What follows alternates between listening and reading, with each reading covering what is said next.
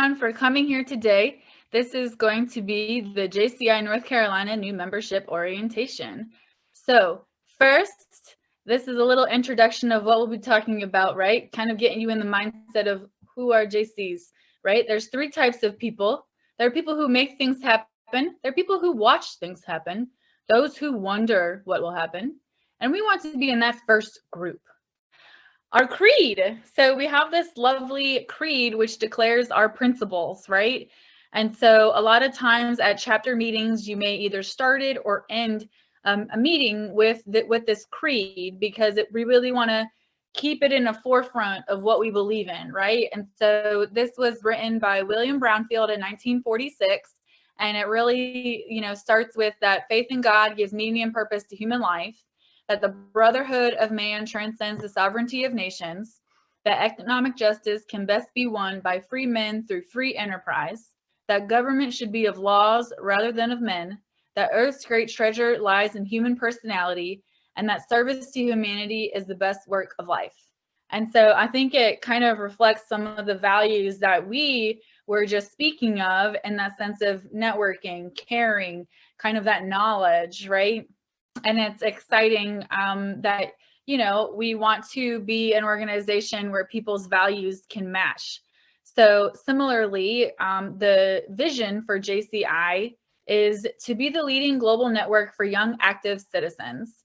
And a big benefit of being involved in the JCs is you will get leadership opportunities and get to connect with like-minded young adults who are similar, but also very diverse in like what their experiences, and it really helps us have this real global network. And so we're going to talk more about this global network today, because it's not just your local chapters, it's on the state level and it goes through the nation and even past that.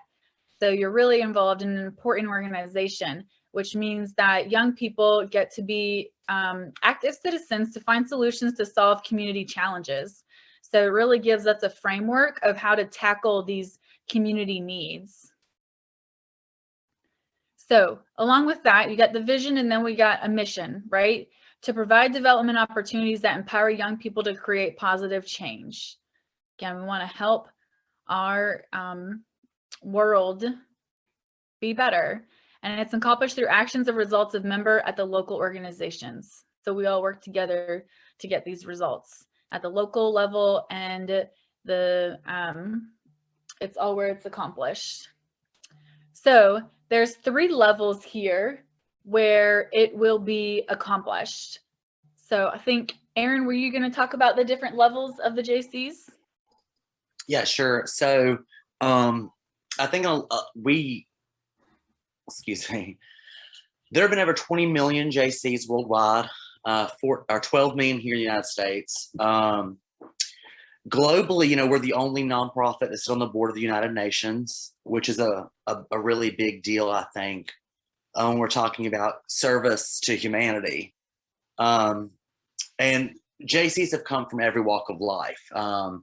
We've had people like Larry Bird and Elvis Presley, Bill Gates was a JC, Charles Lindbergh, Clinton, Reagan, Ford, a bunch of presidents. But so how the kind of structure works is, internationally, we have the world president, and we have executive presidents that serve under them.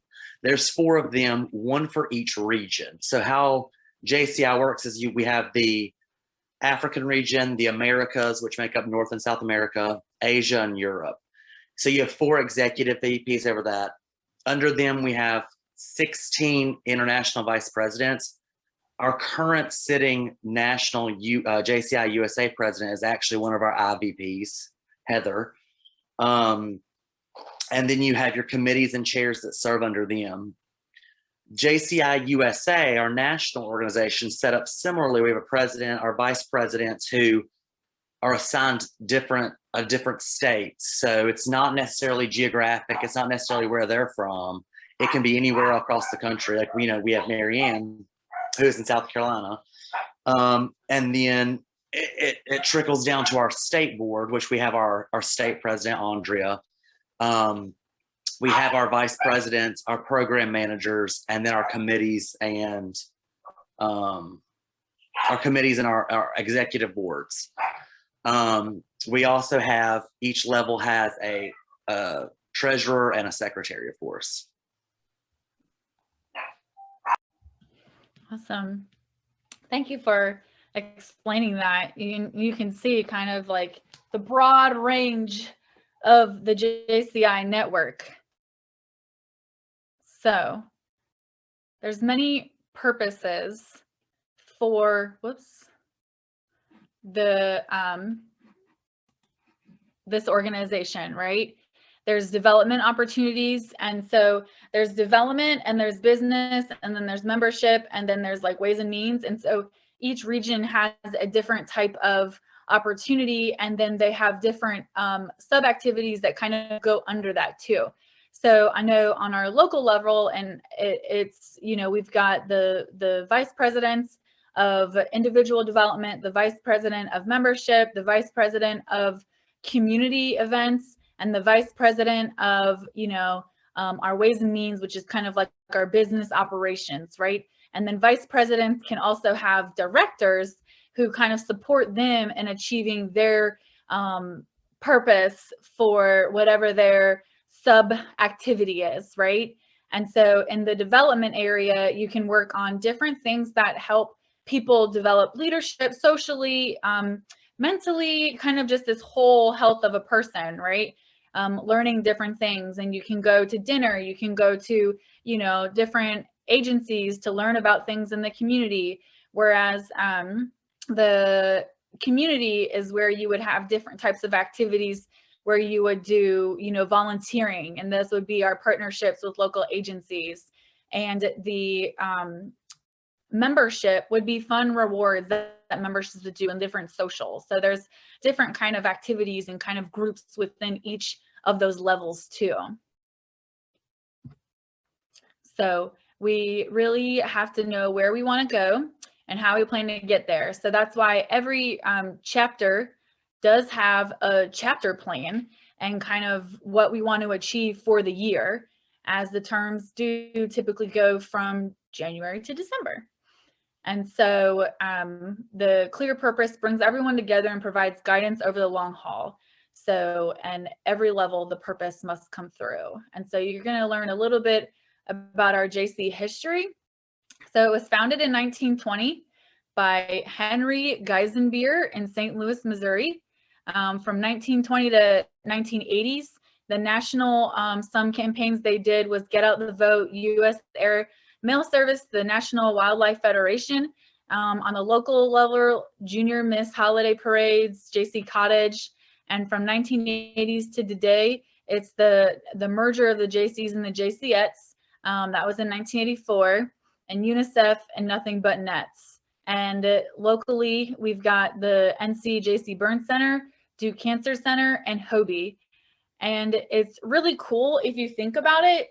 Some of the people that Aaron mentioned, you never really think about, where did they get their leadership skills? How did they develop all of these, you know, maybe confidence and kind of skills? And it's through the JCs. So the JCs are kind of hidden in a lot of different events and organizations. And it's really cool to be a part of something that makes a difference, not only locally, but internationally and across the country as well. So active citizens, that's what we call people who are involved in the JCI network, right? It's the brand, it's members participate according to the JCI values, which we had read earlier, and we're looking for solutions for positive change, right? If you say that the trash builds up on this road, then how do we create an Adopt a Highway event? Or if you see that the local Boys and Girls Club needs some extra backpacks and school supplies, let's organize something. Let's kind of get into that. And so we give you a framework in order to make that happen. So I think, Aaron, I think this is our participation membership resources. So there's a lot of ways that you can participate and get involved when you become a new member, right? So we really hope that you take advantage of the development opportunities that are occurring locally, but also on the state and national level. especially with things being virtual right now. It's really easy to participate in some events you may not normally have. And through these opportunities, you're going to learn new skills and experiences by actively participating in all of the activities offered. So some of these membership resources, Erin is going to go over. Yeah, so a really amazing program that the USJC started a few years back was the Passport to Civic Leadership. The intent, for my interpretation of the intent, is it gives you tangible goals that you can achieve to maximize your involvement and benefit from the JCs. They're broken up into 10 levels, or what we call 10 degrees. And in each degree, there are different tasks and goals to, for you to work on. As of right now, I know the USJCs are working on rolling out a new application. It used to be available on an app, but I think they're working on a new website, a new app completely. But you can still access this through your jcmember.com. So if you haven't already, signed in and made your account on jcmember.com, you can do that. There's a whole section on the dashboard about the passport. How it works is, you just go down anytime you accomplish something, you check it off. It's sent to your chapter president, and they say, yeah, you did it. Usually how it works, when you have achieved a degree, the state recognizes you at conventions. So we have two state conventions and 2 state conferences every year. So 4 events roll all together. Usually it's the mid-year and year-end conference or conventions, that we would recognize you for degreeing up, your first degree, your second degree, third degree. Once you receive your 10th degree and you've accomplished all these things, you are invited to come to the national convention, and you're pinned there as a 10th degree JC. It's a title, it's an honor, but it really shows like you've really gotten the most out of your membership, because it's like Lexi was saying, these are things that are, showing up to meetings at your local chapter, sure, attending a state convention, attending a national convention.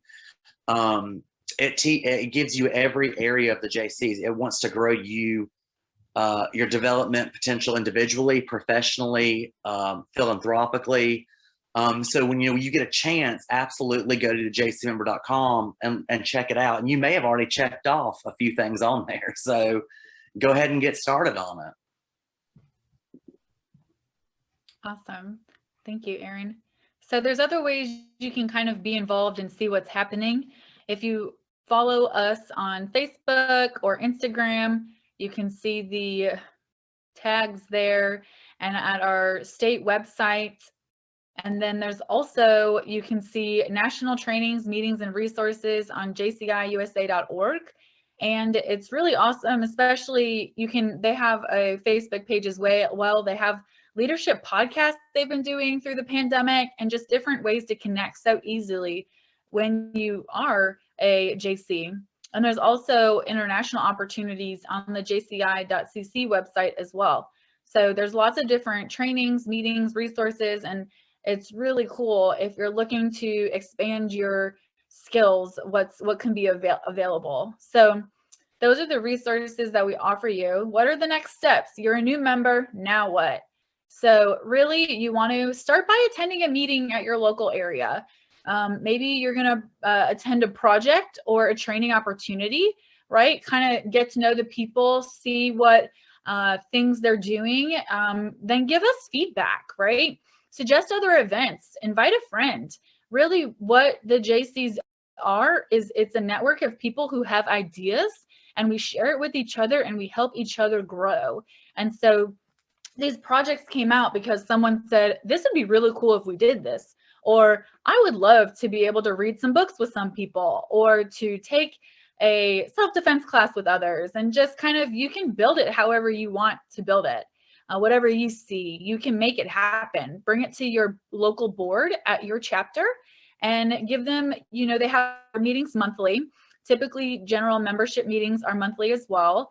And you can, sit in on those meetings and really ask questions. Every different chapter tends to have a unique, what they call priority projects. And they spend some of the time preparing for those events and your help is always needed in those. Or you can just show up day of event to, volunteer, or if it's just a social, participate. It's a great way. You can build lots of friends through the process too. And it helps, if you learn how to facilitate a project, you can put that on your resume, right? If you do decide you want to organize and run your own project, we do use a project management guide. And there's a link on our website as far as what those are and how to actually develop one. It walks you through the steps of thinking through your idea so that you can be prepared to facilitate the project. Especially, there's different levels. There's 3 different levels of JC projects. There's a level 1 where it's, oh, hey, let's have this event where we meet at a restaurant or do this fun activity together. There's a level 2 that might be a little bit more involved. The budget is probably a little bit bigger. Maybe you're going to organize a volunteering event, but you got to coordinate a few extra things like a turkey basket drive or something like that.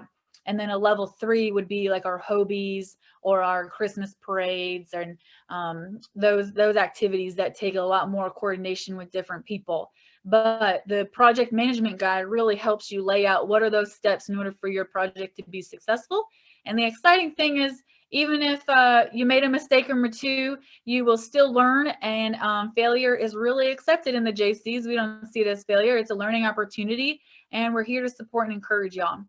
So then by doing these project management guides, the awesome thing is in the state level, you can enter your project to kind of compete against others for kind of having the project, right? And there's a panel of judges that will vote on the different projects in order to see who you get like project of the year or board member of the year. And it's really exciting.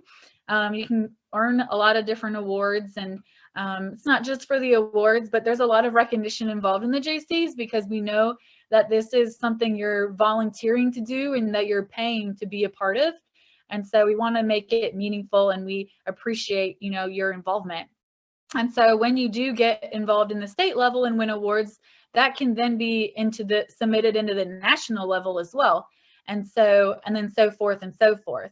And so we also have personal development competitions, and those include debate, speak up, and write up. And those are awesome ways, again, to test and expand your skills in speaking and thinking critically and in writing. So different opportunities for you to grow and help live a fulfilling life through the JCs. So next is just thank you for deciding to become a member of the JCs. We're really grateful that you have taken the next step. I know it may not have been, it could be an easy one, it could not be, but you did it, and I know I'm super proud.